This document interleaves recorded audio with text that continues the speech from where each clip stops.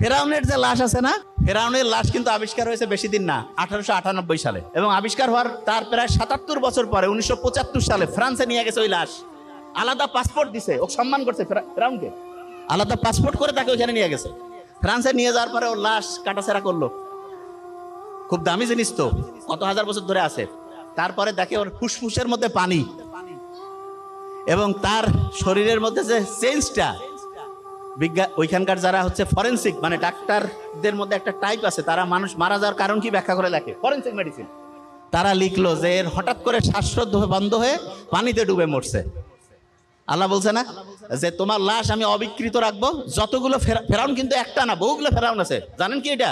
যখন বাংলাদেশের প্রধানমন্ত্রী প্রেসিডেন্ট থাকে না, এরকম মিশরের যে হেড তাকে ফেরাউন বলে। অনেকে মনে করে এটা বোধহয় কোনো লোকের নাম। নো। তো ওই যে ফেরাউন, সেই ফেরাউন যেটা ওই যে ফ্রান্সে নিয়ে গিয়ে পরীক্ষা করে দেখা গেল সে অবিকৃত অবস্থায় ছিল। অন্য সবগুলো ফেরাউনের কোনো না কোনো জায়গায় ডিস্টার্ব হয়েছে, কিন্তু সে একদম যে অবস্থায় ছিল ঠিক সেই অবস্থায়।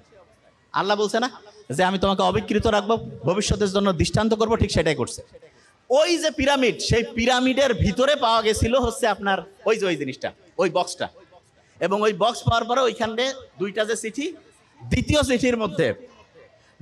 চিঠির মধ্যে কি করছে? প্রথম কথা বলছে তুমি যে অবস্থায় আছো হাসি খুশি থাকো।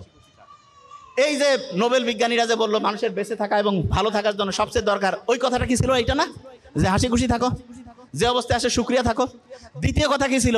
দ্বিতীয় কথা ছিল ওইখানে লেখা আছে তোমরা পরিবারের বড় ছোট সবাই একসাথে থাকো।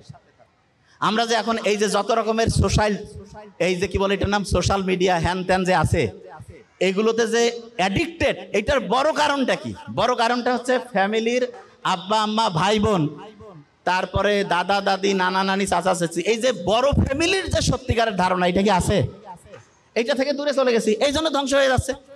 এখন এই দুইটা যদি আমরা ঠিক করে ফেলি, তখন আপনার ব্রেইনের লাস্ট কথাটা বলবো। ব্রেইনের লাস্ট কথাটা কি সেটা একটু বলি।